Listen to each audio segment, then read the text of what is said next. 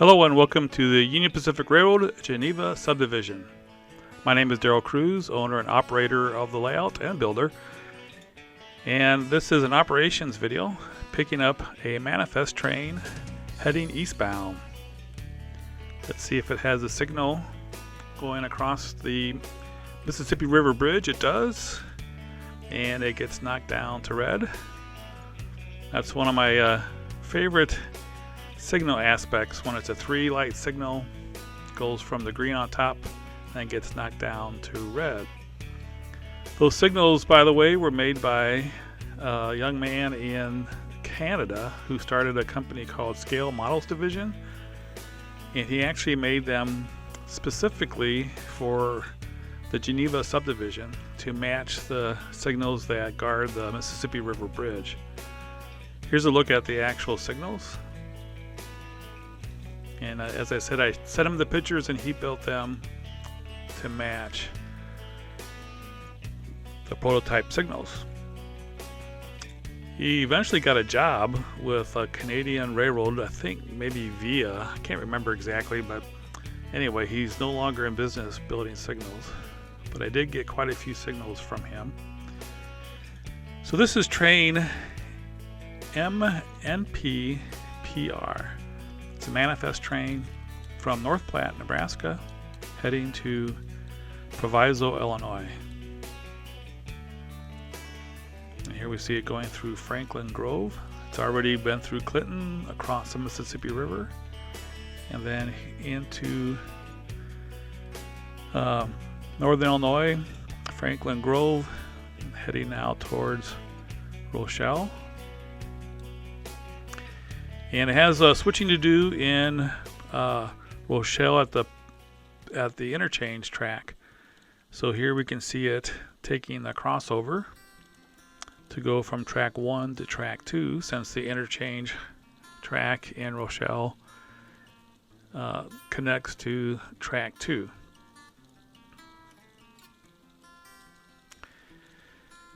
This is episode 20 of season 2019. Here we see it going through Global 3.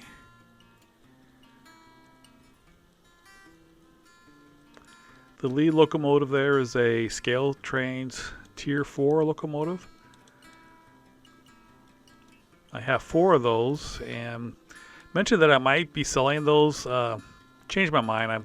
I'm definitely going to keep them. They're outstanding locomotives. They're very high quality. Not only in detail, they look great, but also running capabilities are just outstanding. I purchased these with no decoder at all, no sound, and then I bought the decoder from Lock Sound. But this particular unit does not have sound. I'm not a real big fan of sound in scale, or in any scale for that matter. But that's too long of a topic to discuss right now. So here we are pulling into Rochelle. We passed Global 3, and now we're coming to the Interchange track in Rochelle, which is right next to the Del Monte warehouse. And we're slowly coming to a stop. One thing I really like about the Scale trains is that the ditch lights are separate control from the headlight. So it gives some more interesting prototypical operation that you can throw in. Okay, we've come to a stop. And now we're having to switch the interchange yard. You can see there the 4 or 5 cars that we're going to be picking up. And since the turnout is facing the train, the locomotives will need to do a runaround. So we're going to be crossing over back onto track 1. And then we're going to run around our train on track 1 and get to the other side of our train so that we can switch the interchange track. So we have 5 cars that we're picking up. And then we're also going to be dropping off 5 cars. Take that back. I think we're only doing 4 cars.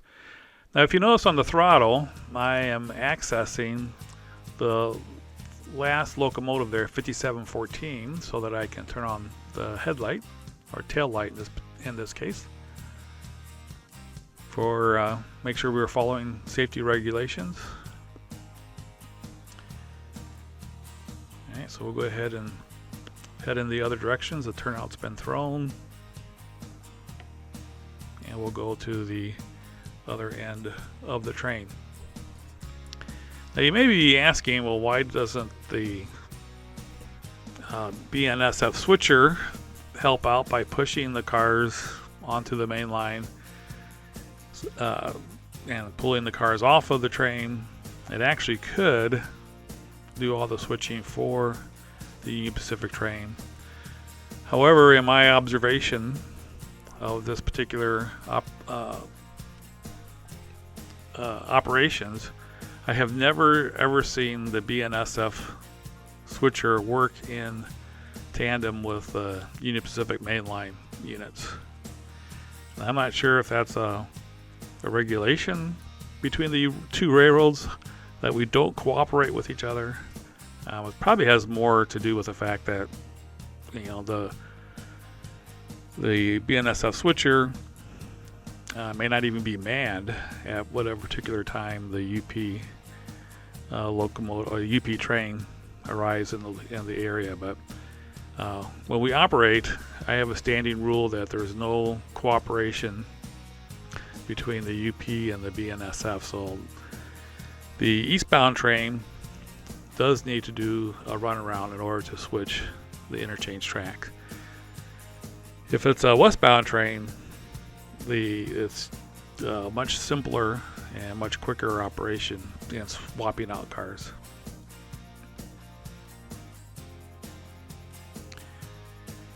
As you can see, we switched over to a drone view here. Sometimes when the action is behind the cars, it helps to get out over the layout so you can get a better view of the locomotives.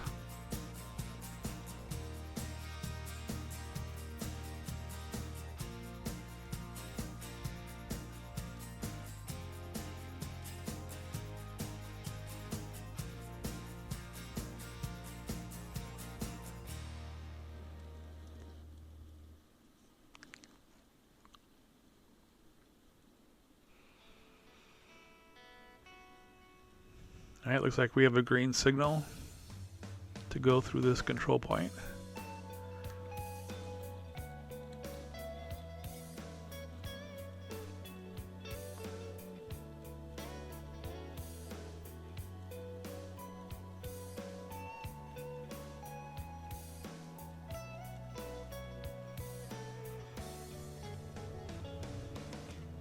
Alright, so we're through the control point. We'll go ahead and slow her down here and actually come to a stop.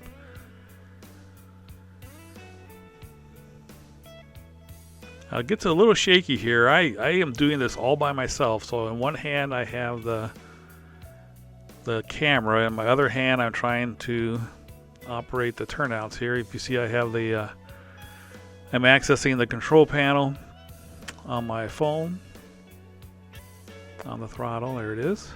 This is milepost 85, so I will go ahead and use that panel to throw the switch and then also access the signal. So I have the turnouts thrown and the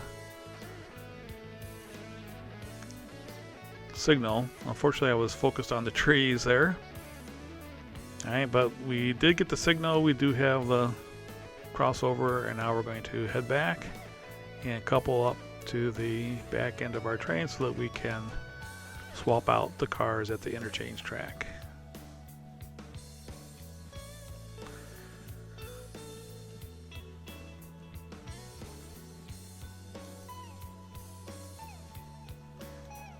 Get a good close-up view of Global 3 and the entry and exit facilities. Once I'm happy with where all the concrete barriers are, I'm going to go ahead and glue them down permanently, and then going to go through the whole area and weather it with an airbrush so it doesn't look so bright and cheery.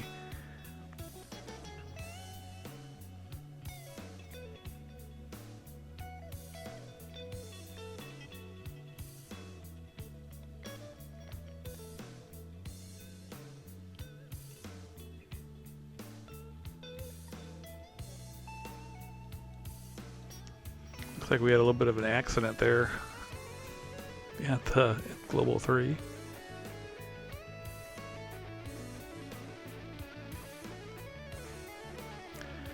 Alright, so we'll slowly couple up to the back end of the train.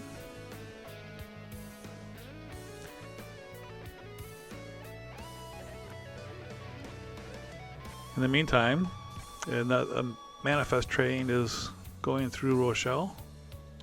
This gives you a good view of the roads that I recently installed. It's another area where there's a good deal of weathering that needs to take place, as well as gravel shoulders and road striping. But here you can see the manifest train going through. It doesn't really interfere with our operations, so we'll go ahead and back the train up here.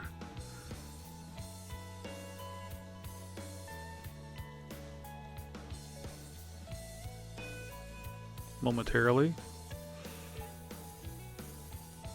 There we go. You can see the throttle coming up. And we'll have to get the cars aligned so that we can get to the cars that need to be dropped off here.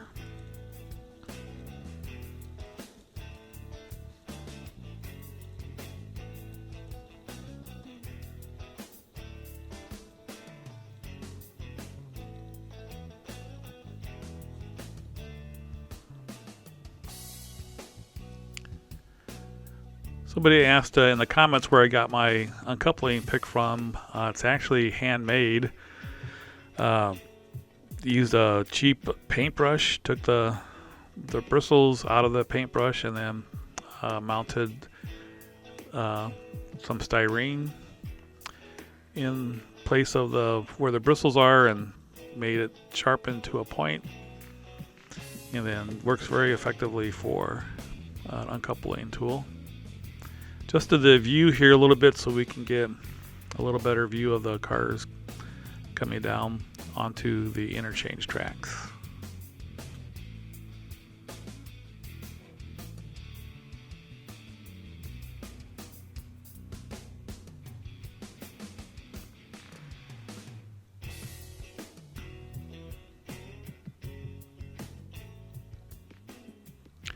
You can see some white plaster showing through here and there. When I put the gravel on the shoulder of the paved areas, that should disappear, hopefully. We'll also be adding additional vegetation and then also lots of trees. The road there in the background goes off into the backdrop, so definitely we'll be positioning some trees around there to kind of hide where the road goes into the backdrop. Right here, so we're dropping off 3 box cars and a flat car.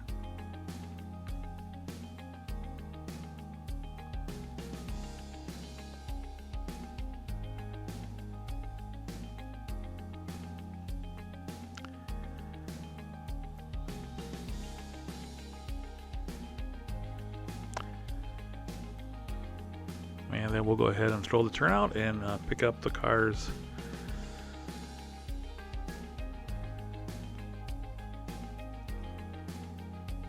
Before the locomotives perform the runaround, we made sure to drop off the brakeman. So he's there on the ground throwing the turnouts.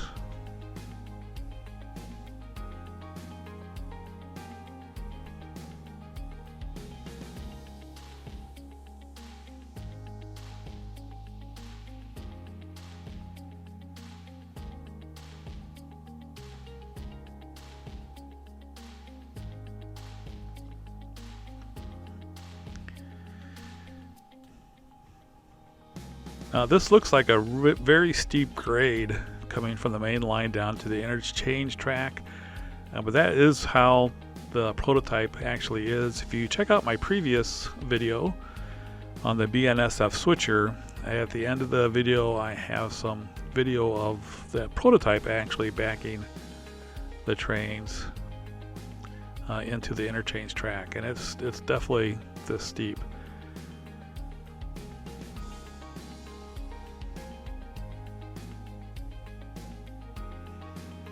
All right, actually dropping off and picking up the cars did not take much time at all.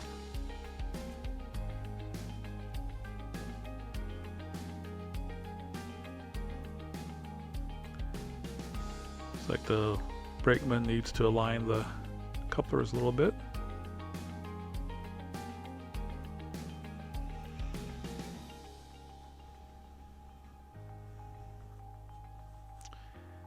And then we're going to go ahead and pull the car back here so that when we do the runaround coming back to the front and then back into our train, we'll already be then clear of the control of the signals and the control point here at milepost 78 in Rochelle. There you go, that should be far enough. So we'll go ahead and uncouple the locomotives. Now as we go back, I didn't notice this until just now when I was watching the video, but there's a major accident at Global 3 here. Looks like they messed up the containers. You can see one of the containers fell into, must have been a newbie operating the crane.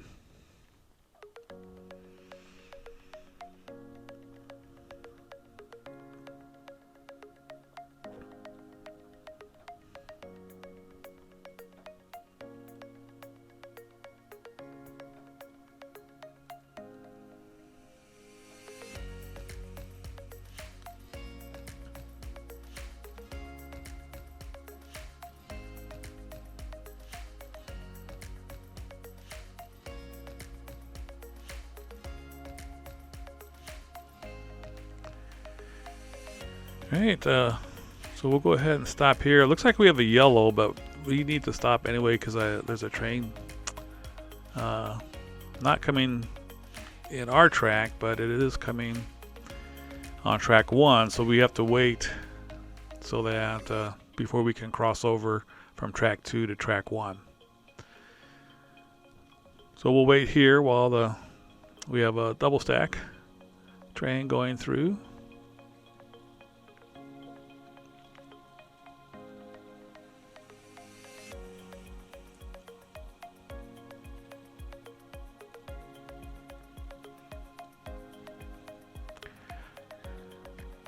I've been really happy with the way this whole scene has come out in the Global 3 area. But in looking at it, definitely needs to be toned down. It's way too bright. Looks too brand new. May have looked like this when they first opened it, but it doesn't take long for things to weather. So definitely we'll need to go through and do some weathering here. And I probably won't do anything more than just using an airbrush with some dark brown or maybe dust color and just giving an overall light spray to kind of just tone down the colors and give it more of a weathered look. Alright, so the double stacks are passed, and it looks like we have a signal and the crossovers to go from track 2 to track 1.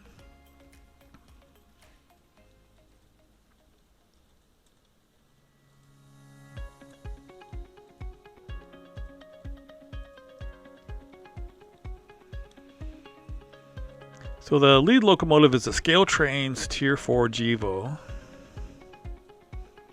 And the other two, I believe, are Katos. Also Gevos, but not Tier 4.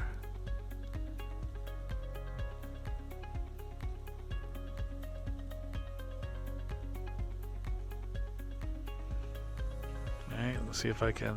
Those, for a while there, the signals all look green, but better view here.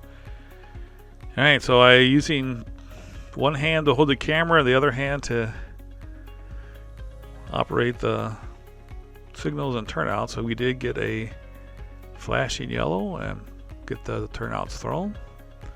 So we'll go ahead and head back. Not sure what happened with the lighting there.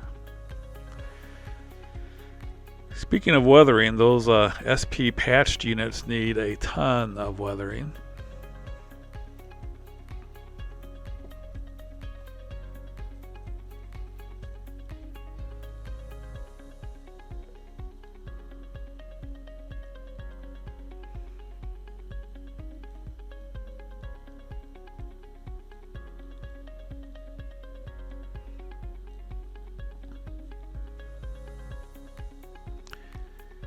And here's a good use of the drone view. If I was using the tripod, the locomotives would be pretty much hidden by all the double stack trains. So with the drone view, I can now get the video camera up over the layout so we can actually see the locomotives as they complete their runaround. I did get a gimbal for my smartphone. It's a Hohem, Hohem iSteady Mobile Plus, and cost $77, so it was not very expensive, and does a pretty good job. Still a little shaky. I think you're going to have that unless you get something real expensive or somebody who's really good at it.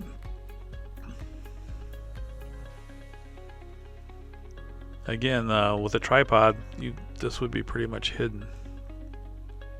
Still hard to see back behind the trees. Yeah, this is pretty cool. You can see. Nice.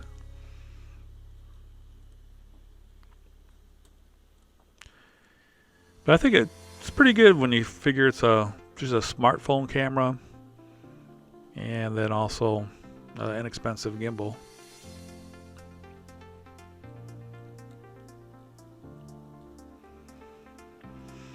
Alright, so here we're at the head end of our train, and we'll go ahead and pull through the control point here, and then we'll see if we can't get a signal to cross over back to our train. Oop, looked like we overshot, but that was done on purpose so that you could see my new crossing here that I've been working on. Not finished, still need to put the rubber crossing plates on there from BLMA. Let's see if we can get the signal here. So it looks like we got the turnout, and there you can kind of see that it's a flashing red on the bottom.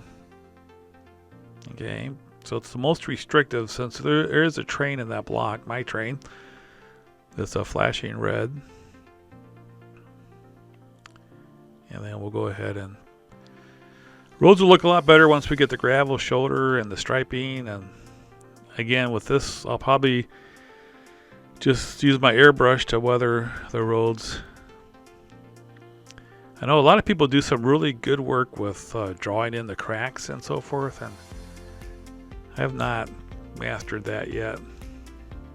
And I have so much to do on the layout.